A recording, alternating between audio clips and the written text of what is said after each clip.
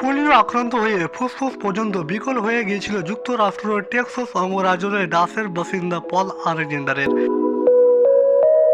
এরপর চিকিৎসকরা বিশেষভাবে তৈরি একটি লোহার সিলিন্ডারে ঢুকিয়ে কৃত্রিমভাবে তার শ্বাস প্রশ্বাস সচল রেখেছিল।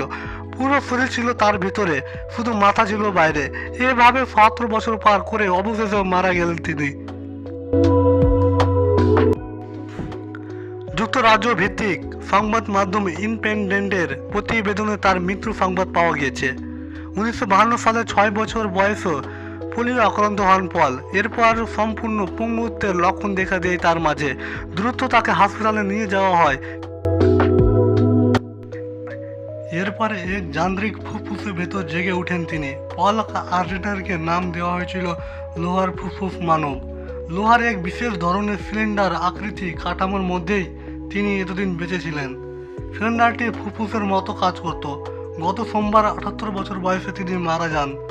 পলের মৃত্যু খবরটি নিশ্চিত করছেন তার চিকিৎসার জন্য অনলাইনে তহবিল সংগ্রামকারী সংস্থা গোফান্ডমি।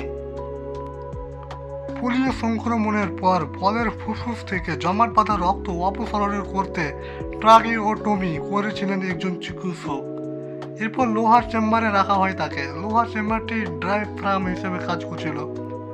লোহার কাঠামোটির ভেতরে ছিল পলের পুরো শরীর, বাইরে ছিল শুধু মাথা। ফলে সারাক্ষণিক সেবিকাদের সঙ্গে যোগাযোগ করতে পারতেন না। এতদিন বেঁচে ছিলেন শরীর পরিষ্কার করা ছাড়াই।